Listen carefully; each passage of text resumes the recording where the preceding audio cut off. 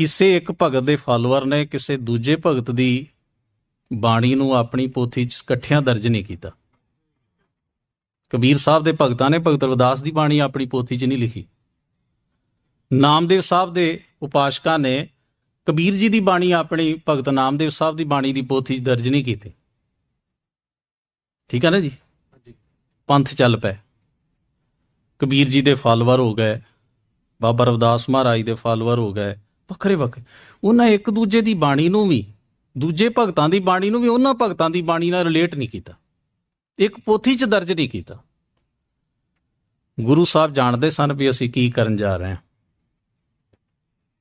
ਕਮਾਲ ਦੀ ਗੱਲ ਆ, ਸਾਰੇ ਇੱਕੇ ਹੀ ਧਿਰ ਦੇ ਪੀੜਤ ਨੇ ਪਰ ਇਕੱਠੇ ਨਹੀਂ ਹੋ ਪਾਏ। ਕੋਈ ਇਹੋ ਜਿਹੀ ਪੋਥੀ ਨਹੀਂ ਜਿਹਦੇ ਵਿੱਚ ਉਹਨਾਂ ਭਗਤਾਂ ਦੀ ਬਾਣੀ ਇੱਕ ਦੂਜੇ ਨਾਲ ਰਿਲੇਟ ਹੋਵੇ। ਹਾਂ, ਕਿਸੇ ਵੱਖਰੇ ਕਿਸੇ ਕਵੀ ਨੇ ਜਾਂ ਕਿਸੇ ਲਿਖਾਰੀ ਨੇ ਇਸ ਤਰ੍ਹਾਂ ਪਦੇ ਲੇਖ ਲੈ ਆਉਣ ਤੋਂ ਗੱਲ ਵੱਖਰੀ ਆ। ਗੁਰੂ ਨਾਨਕ ਸਾਹਿਬ ਨੇ ਪਹਿਲ ਕੀਤੀ, ਆਪਣੀ ਬਾਣੀ ਦੀ ਪੋਥੀ ਵਿੱਚ ਉਹਨਾਂ ਸਾਰੇ ਭਗਤਾਂ ਦੀ ਬਾਣੀ ਦਰਜ ਕਰਦੇ ਗਏ। ਫਿਰ ਗੁਰੂ ਅੰਗਦ ਸਾਹਿਬ ਦਾ ਜ਼ਮਾਨਾ ਆਇਆ, ਤਿਤ ਮਹਿਲ ਜੋ ਸ਼ਬਦ ਹੋਆ ਸੋ ਪੋਥੀ ਗੁਰੂ ਅੰਗਦ ਜੋਗ ਮਿਲੀ। ਮੈਂ ਹੈਰਾਨ ਹੁੰਨਾ, ਅਸੀਂ ਕੀ ਸੁਣਾਉਂਦੇ ਹਾਂ? ਗੁਰੂ ਨਾਨਕ ਸਾਹਿਬ ਨੇ ਗੁਰੂ ਅੰਗਦ ਸਾਹਿਬ ਨੂੰ ਗੁਰਤਾ ਗੱਦੀ ਦਿੱਤੀ, 5 ਪੈਸੇ ਨਾਰੀਅਲ ਭੇਟ ਕਰਕੇ।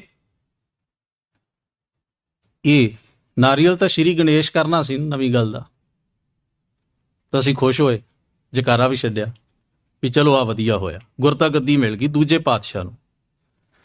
ਪਰ ਸਾਡਾ ਸ਼੍ਰੀ ਗਣੇਸ਼ ਨਾਲ ਹੀ ਹੋ ਗਿਆ, ਨਾਰੀਅਲ ਤੋਂ ਬਿਨਾਂ ਨਹੀਂ ਸੀ ਨਾ ਮਿਲ ਸਕਦੀ। ਇਹ ਵੀ ਹਿਸਟੋਰੀਕਲ ਹਵਾਲਾ ਸੀ ਜਨਮ ਸਾਖੀਆਂ ਦਾ। ਤਿਤ ਮਹਿਲ ਜੋ ਸ਼ਬਦ ਹੋਆ ਸੋ ਪੋਥੀ ਗੁਰੂ ਅੰਗਦ ਜੋਗ ਮਿਲੀ, ਤੇ ਪੁਰਾਣੇ ਗ੍ਰੰਥਾਂ ਦੀ ਦੁਹਾਈ ਦੇਣ ਵਾਲੇ ਹਵਾਲਾ ਹੀ ਛੱਡ ਗਏ, ਕਿਉਂਕਿ ਇੱਥੇ ਉਹ ਪਰਪਜ ਪੂਰਾ ਨਹੀਂ ਸੀ ਹੁੰਦਾ ਜਿਹੜਾ ਸ਼੍ਰੀ ਗਣੇਸ਼ ਕਰਕੇ ਹੁੰਦਾ ਸੀ। ਠੀਕ ਹੈ ਜੀ, ਉਹ ਇਵੇਂ ਪੂਰਾ ਹੋ ਗਿਆ ਤੇ ਪੋਥੀ ਜਿਹੜੀ ਸੀ ਉਹ ਕਿਨਾਰੇ ਹੋ ਗਈ, ਕਿਉਂਕਿ ਅਸੀਂ ਉਸ ਕਹਾਣੀ ਨੂੰ ਸੁਣਨਾ ਸੀ ਜਾਂ ਉਸ ਕਹਾਣੀ ਤੇ ਯਕੀਨ ਕਰਨਾ ਸੀ ਜਿਹੜੀ ਕਹਾਣੀ ਇਹ ਕਹਿੰਦੀ ਸੀ ਗੁਰੂ ਅਰਜਨ ਸਾਹਿਬ ਤਾਂ ਗਏ, ਉਹਨਾਂ ਨੇ ਪੁੱਛਿਆ ਵੀ ਗੱਲ ਇੱਥੋਂ ਤੁਰੀ ਵੀ ਰਬਾਬੀ ਇੱਕ ਦਿਨ ਕੁਝ ਸ਼ਬਦ ਇਹੋ ਜਿਹੇ ਗਾ ਰਹੇ ਸਨ ਜਿਹੜੇ ਕਿਤੋਂ ਬਾਹਰ ਦੇ ਸਨ। ਸੰਗਤ ਨੇ ਇਤਰਾਜ਼ ਕੀਤਾ, ਮਹਾਰਾਜ ਵੀ ਪਤਾ ਨਹੀਂ ਇਹ ਕਿੱਥੋਂ ਸ਼ਬਦ ਗਾਉਂਦੇ ਨੇ।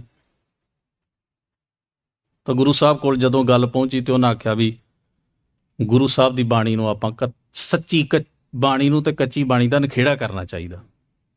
ਜਦ ਇਹ ਤੋਂ ਪਹਿਲਾਂ ਕੋਈ ਚਾਰਾ ਜੋਈ ਨਹੀਂ ਸੀ, ਜੋ ਮਰਜ਼ੀ ਕੋਈ ਕਰੀ ਜਾਂਦਾ ਸੀ ਸਾਡੇ ਕਹਿਣ ਮੁਤਾਬਕ। ਤਾਂ ਗੁਰੂ ਸਾਹਿਬ ਨੇ ਆਖਿਆ ਵੀ ਬਾਣੀ ਇਕੱਠੀ ਕਰੀਏ। ਤਾਂ ਬਾਣੀ ਇਕੱਠੀ ਕਰਨ ਵਾਸਤੇ ਕੀ ਕਰਨਾ ਪਿਆ? ਪੋਥੀਆਂ ਤੇ ਬਾਬਾ ਮੋਹਨ ਜੀ ਕੋਲ ਸਨ,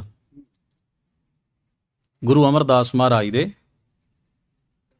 ਮੈਨੂੰ ਹੈਰਾਨੀ ਹੁੰਦੀ ਹੈ ਜਦੋਂ ਅਸੀਂ ਇਹ ਸਾਖੀ ਸੁਣਾਉਂਦੇ ਹਾਂ ਤਾਂ ਭਾਈ ਗੁਰਦਾਸ ਨੂੰ ਨਹੀਂ ਪੜ੍ਹਦੇ, ਮੋਹਨ ਕਮਲਾ ਹੋਇਆ। ਜਾਂ ਤਾਂ ਭਾਈ ਗੁਰਦਾਸ ਜੀ ਨੂੰ ਪੁੱਛੋ ਵੀ ਮਹਾਰਾਜ ਤੁਸੀਂ ਇੱਕ ਪਾਸੇ ਤੇ ਤੁਸੀਂ ਆਪੇ ਹੀ ਗੁਰੂ ਅਰਜਨ ਸਾਹਿਬ ਨੂੰ ਤੁਸੀਂ ਉਹਨਾਂ ਦੇ ਮਾਮੇ ਲੱਗਦੇ ਸੀ ਰਿਸ਼ਤੇ 'ਚ, ਏਡੀ ਮਹਾਨ ਸ਼ਖਸੀਅਤ, ਸਿੱਖਾਂ ਦੇ ਸਾਹਿਤ ਸਿੱਖੀ ਪ੍ਰਚਾਰ ਦੇ ਤੇ ਗੁਰੂ ਦਰਬਾਰ ਦੇ ਰਤਨ ਭਾਈ ਗੁਰਦਾਸ ਜੀ। ਭਾਈ ਗੁਰਦਾਸ ਜੀ ਨੂੰ ਪੁੱਛਿਆ ਮਹਾਰਾਜ ਨੇ ਕੀ ਕੀਤਾ ਜਾਏ? ਉਹਨਾਂ ਆਖਿਆ ਜੀ ਪੋਥੀਆਂ ਤਾਂ ਮੋਹਨ ਜੀ ਕੋਲ ਨੇ, ਲਿਆਉਣੀਆਂ ਪੈਣਗੀਆਂ ਆਪਾਂ ਨੂੰ। ਗਏ, ਭਾਈ ਗੁਰਦਾਸ ਜੀ ਕਿਹਾ ਉਹਨਾਂ ਨਹੀਂ ਦਿੱਤੀਆਂ, ਬੂਹਾ ਹੀ ਨਹੀਂ ਖੋਲਿਆ। ਅਖੀਰ ਗੁਰੂ ਅਰਜਨ ਸਾਹਿਬ ਮਹਾਰਾਜ ਗਏ, ਪਰ ਫਿਰ ਵੀ ਬਾਬਾ ਮੋਹਨ ਜੀ ਦੇ ਚੁਬਾਰੇ ਦੇ ਬੂਹੇ ਬਾਰੀਆਂ ਬੰਦ ਸਨ ਤੇ ਥੱਲੇ ਬਹਿ ਗਏ ਤੇ ਪਦੇ ਗਾਏ, ਮੋਹਨ ਤੇਰੇ ਉੱਚੇ ਮੰਦਰ ਮੈਂ ਲਿਆ ਪਾਰਾ। ਜਿਸ ਗੁਰੂ ਅਰਜਨ ਸਾਹਿਬ ਨੇ ਇੱਕ ਹਰਫ ਕਾਜ਼ੀਆਂ ਦੇ ਕਹਿਣ ਦੇ ਉੱਤੇ ਆਪਣੀ ਬਾਣੀ 'ਚ ਦਰਜ ਨਾ ਕੀਤਾ, ਹਜ਼ਰਤ ਮੁਹੰਮਦ ਸਾਹਿਬ ਦੀ ਉਸਤਤ ਵਿੱਚ ਉਹਨਾਂ ਨੇ ਮੋਹਨ ਦੀ ਇਸ ਕਰਕੇ ਉਸਤਤੀ ਕੀਤੀ ਉਹਦੇ ਕੋਲੋਂ ਪੋਥੀਆਂ ਮਿਲ ਜਾਣ। ਕਿਵੇਂ ਹੋ ਸਕਦਾ ਸੀ ਇਹ? ਅਸੀਂ ਗੁਰੂ ਸਾਹਿਬ ਨੂੰ ਦੀ ਬਾਣੀ ਨੂੰ, ਲੋਕ ਜਾਣੇ ਗੀਤ ਹੈ ਤੋਂ ਬ੍ਰਹਮ ਵਿਚਾਰ, ਜਿਹੜੀ ਬਾਣੀ ਲੈ ਸਿੱਖ ਦੇ ਅੰਦਰੋਂ ਸ਼ਖਸੀ ਪੂਜਾ ਦਾ ਕੀੜਾ ਕੱਢਣਾ ਸੀ, ਅਸੀਂ ਤਾਂ ਉਸ ਬਾਣੀ ਨੂੰ ਹੀ ਜੋੜ ਲਿਆ ਇਸ ਗੱਲ ਨਾਲ ਵੀ ਉਹ ਪੋਥੀਆਂ ਲੈਣ ਲਈ ਖੁਸ਼ਾਮਦ। ਪੋਥੀਆਂ ਨਹੀਂ ਸਨ, ਗੁਰੂ ਕੋਲ ਪੋਥੀਆਂ ਨਹੀਂ, ਬਾਬਾ ਮੋਹਨ ਕੋਲ ਨੇ। ਅਥਾਰਟੀ ਕੋਲ ਚੀਜ਼ ਨਹੀਂ ਹੈ, ਜਿਹੜਾ ਅਥਾਰਟੀ ਨਹੀਂ ਉਹਦੇ ਕੋਲ ਸਾਰਾ ਕੁਝ ਪਿਆ ਹੋਇਆ। ਜਾਨੀ ਅਸੀਂ ਇਹ ਸੁਲਝਣ ਵਿੱਚ ਕੀ ਸਾਬਤ ਕੀ ਕਰ ਰਹੇ ਹਾਂ? ਇਸ ਕਰਕੇ ਅਸੀਂ 5 ਪੈਸੇ ਨਾਰੀਅਲ ਵਾਲੀ ਕਹਾਣੀ ਪਹਿਲਾਂ ਹੀ ਮੰਨ ਲਈ ਸੀ। ਇਸ ਕਰਕੇ ਸਾਨੂੰ ਇੱਕ ਅਸੀਂ ਕਲੀਅਰ ਨਹੀਂ ਸਾ ਕਰ ਸਕਦੇ ਵੀ ਗੁਰੂ ਸਾਹਿਬ ਕੋਲ ਬਾਣੀ ਸੀ ਕਿ ਨਹੀਂ ਸੀ। ਤੋ ਬੜਾ ਕੁਝ, ਜੇ ਮੈਂ ਇਸ ਤੰਦ ਨੂੰ ਛੇੜਾਂ ਤਾਂ ਸਾਡੀਆਂ ਜੋ ਕੁਝ ਗ੍ਰੰਥਾਂ ਨੇ, ਜੋ ਕਹਾਣੀਆਂ ਲਿਖੀਆਂ ਨੇ, ਇਹ ਸਾਰਾ ਕੁਝ ਉੱਧੜ ਕੇ ਸਾਹਮਣੇ ਆ ਜਾਏਗਾ ਵੀ ਕਿਵੇਂ ਰਾਗ ਆਏ ਤੇ ਰਾਗਾਂ ਨੇ, ਭਗਤ ਆਏ, ਤੰਬੂ ਦੇ ਬਾਹਰ ਆ ਕੇ ਲਾਈਨ ਲਾ ਕੇ ਖਲੋ ਜਾਂਦੇ ਰਹੇ। ਭਗਤ ਉਹ ਜਿਹੜੇ ਪਹਿਲਾਂ ਹੋ ਚੁੱਕੇ ਗੁਰੂ ਸਾਹਿਬ ਤੋਂ, ਉਹਨਾਂ ਦੀਆਂ ਰੂਹਾਂ ਆਕਾਸ਼ ਚੋਂ ਆ ਕੇ ਤੇ ਬਾਣੀ ਲਿਖਾਉਂਦੀਆਂ ਰਹੀਆਂ। ਇਹ ਸਾਰਾ ਕੁਝ ਜਾਨੀ ਉਹ ਚੱਲਦਾ ਰਿਹਾ। ਖੈਰ, ਉਹ ਸਾਰੀ ਗਾਥਾ ਜਿਹੜੀ ਸੀ ਅੱਗੇ ਤੁਰਦੀ ਗਈ। ਸੱਚ ਇਹ ਸੀ ਵੀ ਗੁਰੂ ਨਾਨਕ ਸਾਹਿਬ ਮਹਾਰਾਜ ਨੇ ਉਹ ਬਾਣੀ ਦਾ ਸੰਗ੍ਰਹਿ ਗੁਰੂ ਅੰਗਦ ਸਾਹਿਬ ਮਹਾਰਾਜ ਨੂੰ, ਤੇ ਪੀੜ੍ਹੀ ਦਰ ਪੀੜ੍ਹੀ ਉਹ ਬਾਣੀ ਦੇ ਕੇ ਹੀ ਉਹਨਾਂ ਦੀ ਅਥੈਂਟਿਸਿਟੀ ਦਾ ਗੁਰੂ ਸਾਹਿਬ ਖੁਦ ਐਲਾਨ ਕਰਦੇ ਰਹੇ। ਇਹਨੂੰ ਗੁਰਤਾ ਗੱਦੀ ਦਾ ਜਿਹੜਾ ਮੂਲ ਜਿਹੜੀ ਇਹ ਚੀਜ਼ ਸੀ, ਅਸਲ 'ਚ ਇਹ ਸੀ। ਪ੍ਰੋਫੈਸਰ ਸਾਹਿਬ ਸਿੰਘ ਨੇ, ਹੋਰ ਬਹੁਤ ਸਾਰੇ ਵਿਦਵਾਨਾਂ ਨੇ ਪੂਰੇ ਸ਼ਬਦਾਂ ਦੇ ਵੇਰਵੇ ਦੇ ਕੇ ਲਿਖਿਆ। ਵੇਖੋ, ਬਾਣੀ ਦੀ ਸ਼ਬਦਾਵਲੀ ਦੇ ਆਪਸ ਵਿੱਚ ਮਿਲਾਨ ਇਤਫਾਕਨ ਨਹੀਂ ਹਨ। ਉਹ ਸ਼ਬਦ ਦੂਜੇ ਪਾਤਸ਼ਾਹ ਦੇ ਸਾਹਮਣੇ ਪਿਆ, ਤੀਜੇ ਪਾਤਸ਼ਾਹ ਦੇ ਸਾਹਮਣੇ ਪਿਆ, ਔਰ ਉਹਨਾਂ ਨੇ ਉਸ ਸ਼ਬਦਾਵਲੀ ਨੂੰ ਇਵੇਂ ਆਬਜ਼ਰਵ ਕਰ, ਇਵੇਂ ਆਪਣੇ ਅੰਦਰ ਵਸਾ ਲਿਆ ਵੀ ਉਹਨਾਂ ਦੀ ਬੋਲੀ 'ਚੋਂ ਝਲਕ ਕੇ ਬਾਹਰ ਨਿਕਲਦੀ ਹੈ। ਇਹ ਸਾਰਾ ਕੁਝ ਗੁਰੂ ਸਾਹਿਬ ਜੀ ਨੇ, ਜਦੋਂ ਗੁਰੂ ਅਰਜਨ ਸਾਹਿਬ ਮਹਾਰਾਜ ਕੋਲ ਸਾਰਾ ਹੀ ਬਾਣੀ ਦਾ ਸੰਗ੍ਰਹਿ ਮੌਜੂਦ ਸੀ, ਉਹਨਾਂ ਨੂੰ ਕਿਸੇ ਕੋਲੋਂ ਨਾ ਪੋਥੀ ਲੈਣ ਜਾਣ ਦੀ ਜ਼ਰੂਰਤ ਸੀ। ਇਹ ਤਾਂ ਹੁਣ ਜਦੋਂ ਖਾਨਦਾਨਾਂ ਦੀ ਪੂਜਾ ਕਰਵਾਉਣੀ ਹੋਵੇ ਤੇ ਗੱਲਾਂ ਜ਼ਰੂਰੀ ਹੁੰਦੀਆਂ ਨੇ ਵੀ ਸਾਡੇ ਕੋਲ ਆਹ ਪੁਰਾਣਾ, ਸਾਡੇ ਕੋਲ ਆਹ ਪੁਰਾਣਾ, ਸਾਡੇ ਕੋਲ ਆਹ ਪੁਰਾਣਾ, ਤੇ ਅਸੀਂ ਉਹਨਾਂ ਚੀਜ਼ਾਂ ਲਈ ਫਿਰ ਉਹਨਾਂ ਤੇ ਡਿਪੈਂਡ ਹੋ ਜਾਂਦੇ ਵੀ ਅੰਸ ਬੰਸ ਦੀ ਪੂਜਾ ਦਾ ਸਿੱਖੀ ਵਿੱਚ ਕੀ ਮਹੱਤਵ ਆ? ਕੋਈ ਨਹੀਂ। ਗੁਰੂ ਸਾਹਿਬ ਨੇ ਸਭਨਾਂ ਨੂੰ ਸਿੱਖੀ ਦੀ ਦਾਤ ਇੱਕੋ ਜਿਹੀ ਦਿੱਤੀ। ਉਹਨਾਂ ਕਿਸੇ ਕੁਲ ਨੂੰ, ਕਿਸੇ ਖਾਨਦਾਨ ਨੂੰ ਸਿੱਖੀ ਸਿਧਾਂਤ ਤੇ ਹਾਵੀ ਨਹੀਂ ਹੋਣ ਦਿੱਤਾ। ਜੇ ਕੁਲ ਤੇ ਖਾਨਦਾਨ ਮਾਇਨੇ ਰੱਖਦੇ ਹੁੰਦੇ ਤੇ ਬਾਹਰੋਂ ਆਏ ਹੋਏ ਭਾਈ ਲਹਿਣੇ ਨੂੰ ਗੁਰਤਾ ਗੱਦੀ ਦੇਣ ਦੀ ਕੀ ਜ਼ਰੂਰਤ ਸੀ? ਬਾਹਰੋਂ ਆਏ ਹੋਏ ਗੁਰੂ ਅਮਰਦਾਸ ਮਹਾਰਾਜ ਨੂੰ ਗੁਰਤਾ ਗੱਦੀ ਦੇਣ ਦੀ ਕੀ ਲੋੜ ਸੀ? ਦੋਵੇਂ ਕੰਮ ਸਰ ਸਕਦੇ ਸਨ। ਕੁਲ ਤੇ ਖਾਨਦਾਨ ਵੀ ਐਸਟੈਬਲਿਸ਼ ਹੋ ਜਾਂਦੇ ਤੇ ਗੁਰਤਾ ਗੱਦੀ ਦੀ ਰਸਮ ਵੀ ਚੱਲਦੀ ਰਹਿੰਦੀ, ਜੇ ਗੁਰੂ ਨਾਨਕ ਸਾਹਿਬ ਮਹਾਰਾਜ ਆਪਣੇ ਪੁੱਤਰਾਂ ਨੂੰ ਚੁਣ ਲੈਂਦੇ। ਪਰ ਭਾਈ ਸੱਤਾ ਬਲਵੰਡ ਜੀ ਦੀ ਜ਼ਬਾਨੀ ਪੜ੍ਹੋ, ਉਲਟੀ ਗੰਗ ਵਹਾਈ ਉਹਨ, ਉਲਟੀ ਗੰਗਾ ਵਹਾ ਦਿੱਤੀ ਸਤਿਗੁਰੂ ਗੁਰੂ ਨਾਨਕ ਸਾਹਿਬ ਮਹਾਰਾਜ ਨੇ। ਖੈਰ, ਇਹ ਸੰਪਾਦਨਾ ਦਾ ਇੱਕ ਛੋਟਾ ਜਿਹਾ ਜਿਹੜਾ ਪਹਿਲੂ ਆ ਮੈਂ ਤੁਹਾਡੇ ਨਾਲ ਸਾਂਝਾ ਕੀਤਾ ਵੀ ਇਹ ਕੋਈ ਨਿੱਕੀ ਘਟਨਾ ਨਹੀਂ, ਬੜੀ ਵੱਡੀ ਘਟਨਾ। ਔਰ ਗੁਰੂ ਸਾਹਿਬ ਨੇ ਇਸ ਬਾਣੀ ਨੂੰ, ਜਿਹੜਾ ਕੰਮ ਈਵਨ ਭਗਤ ਸਾਹਿਬਾਨਾਂ ਦੇ ਨਾਮ ਤੇ ਬਣੀਆਂ ਹੋਈਆਂ ਜਥੇਬੰਦੀਆਂ ਵੀ ਨਹੀਂ ਸੀ ਕਰ ਸਕੀਆਂ, ਗੁਰੂ ਨਾਨਕ ਸਾਹਿਬ ਨੇ ਕੀਤਾ। ਤੇ ਜ਼ਰਾ ਇੱਕ ਪੁਆਇੰਟ ਹੋਰ ਸੋਚਿਓ, ਜੇ ਗੁਰੂ ਸਾਹਿਬ ਉਹ ਬਾਣੀ ਕਤਰ ਨਾ ਕਰਦੇ ਭਲਾ ਗੁਰੂ ਨਾਨਕ ਸਾਹਿਬ, ਸਿਚੁਏਸ਼ਨ ਕੀ ਹੁੰਦੀ? ਭਗਤ ਸਾਹਿਬਾਨਾਂ ਦੀ ਬਾਣੀ ਦੀ ਸਿਚੁਏਸ਼ਨ ਕੀ ਹੁੰਦੀ? ਉਹ ਸਾਡੇ ਕੋਲ ਕਿਸ ਤਰ੍ਹਾਂ ਹੁੰਦੀ? ਉਹਦਾ ਹਸ਼ਰ ਕੀ ਹੁੰਦਾ? ਕੀ ਇਹਨਾਂ ਭਗਤਾਂ ਤੋਂ ਪਹਿਲਾਂ ਕੋਈ ਮਹਾਂਪੁਰਖ ਭਾਰਤ ਵਿੱਚ ਪੈਦਾ ਨਹੀਂ ਹੋਏ? ਪਰ ਉਹਨਾਂ ਨੂੰ ਇਸ ਤਰ੍ਹਾਂ ਦਾ ਬਣਾ। ਮੈਂ ਕਈ ਵਾਰ ਹੈਰਾਨ ਹੁੰਦਾ, ਗੁਰੂ ਗ੍ਰੰਥ ਸਾਹਿਬ ਦੀ ਬਾਣੀ 'ਚ ਸੁਦਾਮੇ ਨੂੰ ਭਗਤ ਲਿਖਿਆ, ਬੜੀ ਉਪਮਾ ਕੀਤੀ ਗਈ, ਸੁਦਾਮੇ ਦੀ ਐਗਜ਼ੈਂਪਲ ਦਿੱਤੀ, ਪ੍ਰਹਲਾਦ ਦੀ ਐਗਜ਼ੈਂਪਲ ਦਿੱਤੀ ਗਈ।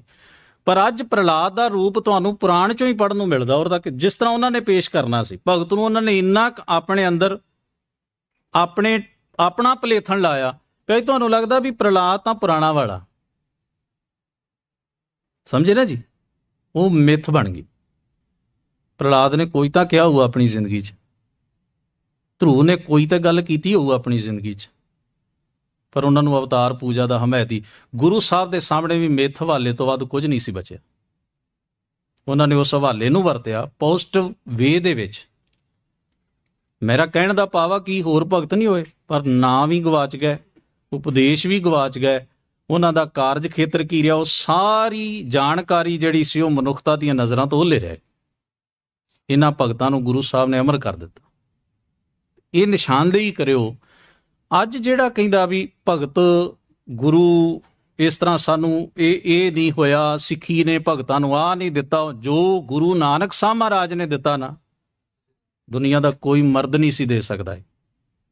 ਇੱਕ ਕਾਮਲ ਮਰਦ ਗੁਰੂ ਨਾਨਕ ਸਾਹਿਬ ਮਹਾਰਾਜ ਸਨ, ਜਿਨ੍ਹਾਂ ਨੇ ਭਗਤ ਸਾਹਿਬਾਨਾਂ ਦੀ ਹਯਾਤੀ, ਉਹਨਾਂ ਦਾ ਉਪਦੇਸ਼, ਉਹਨਾਂ ਦੀ ਸ਼ਖਸੀਅਤ ਨੂੰ ਹਮੇਸ਼ਾ ਲਈ ਅਮਰ ਕਰ ਦਿੱਤਾ। ਗੁਰੂ ਅਰਜਨ ਸਾਹਿਬ ਤੱਤੀ ਤਵੀ ਤੇ ਬਹਿ ਗਏ ਇਸ ਦੀ ਖਾਤਰ। ਸਿੱਖਾਂ ਤੋਂ ਬਿਨਾਂ ਮੈਨੂੰ ਸਿੱਖੀ ਇਤਿਹਾਸ, ਗੁਰੂ ਸਾਹਿਬਾਂ ਤੋਂ ਬਾਅਦ ਵੀ ਆਓ, ਗੁਰੂ ਗ੍ਰੰਥ ਸਾਹਿਬ ਦੀਆਂ ਬੀੜਾਂ ਨੂੰ ਜਦੋਂ ਲਖਪਤ ਖੂਹ 'ਚ ਸੁੱਟਦਾ ਸੀ, ਖਾਲਸੇ ਤੋਂ ਬਿਨਾਂ ਕੌਣ ਨਿਤਰਿਆ ਜਿਹੜਾ ਇਸ ਬਾਣੀ ਨੂੰ ਸੀਨੇ ਨਾਲ ਲਾ ਕੇ ਹਿਫਾਜ਼ਤ ਕਰਦਾ।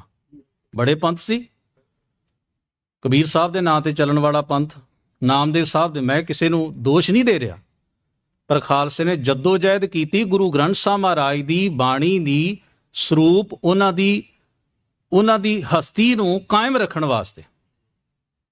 ਇਹ ਕਿਸੇ ਨੇ ਕੀਤੀ, ਇਹ ਖਾਲਸੇ ਨੇ ਕੀਤੀ। ਸਾਨੂੰ ਇਹਨਾਂ ਚੀਜ਼ਾਂ ਤੇ ਮਾਣ ਹੋਣਾ ਚਾਹੀਦਾ।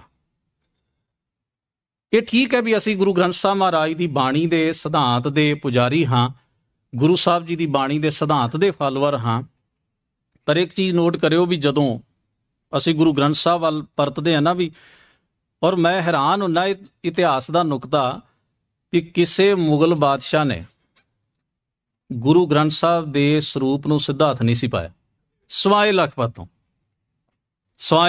ਤੋਂ।